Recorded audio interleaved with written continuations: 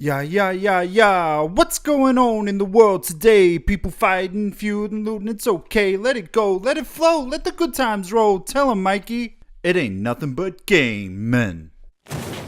Mad Mikey Gaming. G'day, all you mad gamers. I'm Mad Mikey. I come from the bloody land down under. And in today's Gaming News Opinions, the show where I basically just do a quick rundown of what the gaming news is out there at the moment. And instead of sort of just doing a major report on it, I give a bit of my personal opinions on the whole matter. And don't forget, if you want to help me out, don't forget, give me a thumbs up, give it a like, give it a share, give us a comment down below if you agree or disagree with what I'm saying, because, as I said, it's just my opinion. And to new viewers, this obviously isn't normally where I would be doing this. To existing watchers, you know very well that I don't normally do it around here. Basically, long story short, I had some surgery done to my knee yesterday. I had an arthroscope just to clean out some stuff, some lingering issues that I have been having. So instead of sort of walking around and standing in the normal room with some crutches, which would be very awkward, I've decided just to come to you live from the living room. And as I said, if you're new, I actually originally used to do all my stuff in here. I've got all my big TV set up and everything behind here.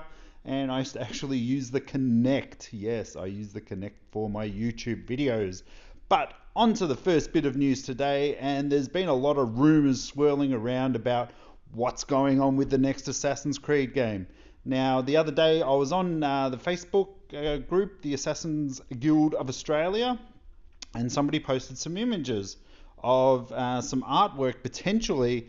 Now, nothing is really confirmed here at the moment. It did really come from an unnamed source and they tagged in Ubisoft, but the art looked really cool. Obviously, I'll show you a bit of that while we're talking about this, but yeah, it looks like a really awesome looking character. The character's got a sai as a weapon. He's got a pole arm with the assassin's symbol on it, and he's got a really badass looking gauntlet. So it's going to be interesting to see if that is actually it. There's actually some artwork there of Moses. So my opinion there is I think that maybe the Assassin, which they're actually calling Assassin's Creed Origin instead of Empire on the pictures, potentially Moses freed our would-be hero as being a slave. That might be where it starts. Maybe they were under the Templar Order. But I did sort of reach out to my good friends over at Press Start, just sort of seeing if they'd seen the pictures doing the rounds and everything, and if they hadn't, if that was something that they were going to be reporting on. They basically came back and said, look, doesn't really look that way, that this is something official, but you never know with video games these days. There's lots of leaks and everything like that. There also has been some other news coming out. Rumours of the next Assassin's Creed game are swirling around during the series' much-needed break. The latest one is suggesting that it'll go down the Syndicate route and make a pair of male and female protagonists. Thus far, we've only heard that the project's title is Assassin's Creed Empire, as I said just before, and it's going to be set place in Egypt. There's also been the rounds going around. We all go around. That there's going to be naval stuff going on in this game, which would seem pretty weird. But then they sort of go on to say that you might be even possible to travel as far as Greece. Now, as we all know, the Roman Empire, they sort of invaded Egypt at this time and things like that. So that would make a lot of sense, crossing over whatever ocean it is in between. Going backwards and forth. So that would be actually quite interesting. I'm liking what I'm hearing. But Ubisoft have come back and said that there will be more to talk about with E3 coming up next month, which I am totally excited for. I can't wait to see what Ubisoft's been doing with this new Assassin's Creed title. I'm a big fan. But it's actually looking and sounding really cool. I really do hope that you do have a male and a female protagonist. I really love the whole Evie and Jacob set up. I wish they'd done it a bit different. I just really wish that they could have done it a bit better, because I absolutely loved Evie. I wish that Evie was the only one in that game. Moving on, Ubisoft. More Ubisoft news. The next Far Cry game may be set in the 1900s Western setting. Now, the other day they actually put out there that they showed a picture, and it was sort of like the Far Cry 3 island, and there was a sort of teaser saying something along the lines of this has never left our thoughts or something like that. So could this be sort of a Western setting in that Far Cry area? Basically, what it says is it looks like the next Far Cry game is going to be set in the Wild West. There's a number of factors suggesting this, that it'll take a more country Western settings. The Great Falls Tribune is reporting that a film crew is shooting a live action trailer for an unaccounted game near a church over there. Now, apparently, Ubisoft, when they did a questionnaire, the Wild West setting was one of the main ones up there that a lot of people voted for. So I love Western games. There's not enough out there, really. Like, I mean, you've obviously got your Red Dead, but that's really the biggest one there is out there that's done really well. It would be really interesting. A lot of the other Western games out there are sort of RTS, turn-based games, sort of in your vein of XCOM sort of thing. I've always got onto those games. Never actually really played them, but I love my Westerns. As I said, I wish there was more of them out there. So that would be really interesting to see how Far Cry would go. Would you guys be interested in a Far Cry game out set in the West? Let me know down in the comments. That sounds pretty cool. It looks like 2K Games, 2K Basketball to be precise, they're sticking with the whole sort of having a Legends special edition. And this year they've announced that it's going to be Shaquille O'Neal, boom shakalaka.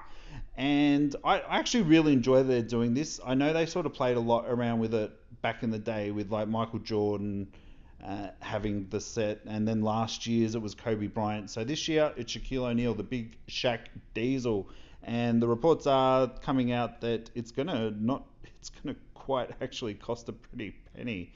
The Legend Edition is going to set you back 139 Australian dollars, while the Legend Gold will set you back $209. I don't know if I can spend $209 on an annual sports game. The physical items not included in the digital version are going to be a limited edition Shaq poster, 5 Panini trading cards, whatever they are. They must be hip with the young crowd these days. Exclusive stickers, and as well as what you get in the digital content, you get 100,000 virtual currency, 20 weekly My Team packs, and Shaq in-game items. So as long as they bring it with the game, I don't know if I can spend that much money on a sports game. Maybe get the $139 one.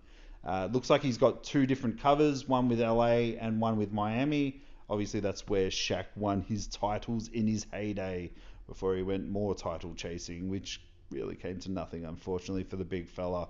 And in the last bit of news today, it's been announced that who the 3 DLC characters are going to be for Injustice 2, and you are going to be getting Red Hood, Starfire, and Sub-Zero. Now, yes, Red Hood and Starfire, I'm huge fans of them. I only really got introduced to Starfire in the New 52 comics, where she was actually part of Red Hood and the Outlaws. So I actually really enjoyed her as a character. I think that's really awesome. But when it comes to bringing in Mortal Kombat characters, that's where, like, in my opinion, it's very lazy programming. I know, obviously, you've had those Mortal Kombat games, you've had the Injustice games where you still have a lot of reoccurring characters in there, but they do change them up a bit. Obviously, they'll probably change up Sub-Zero a bit for this game, but I want it to be just Injustice characters, you know? I don't really feel that the Mortal Kombat characters really have a place in there.